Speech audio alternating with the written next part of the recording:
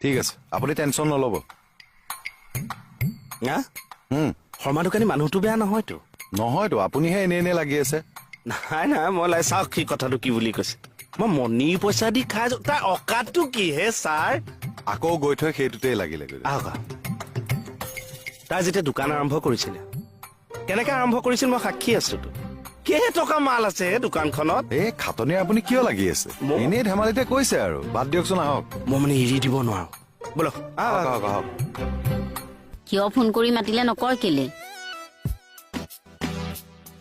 তুমি যদি মোৰ ভালটো বিচৰা মণি তুমি চাকৰিটো ৰিজাইন দি দিয়া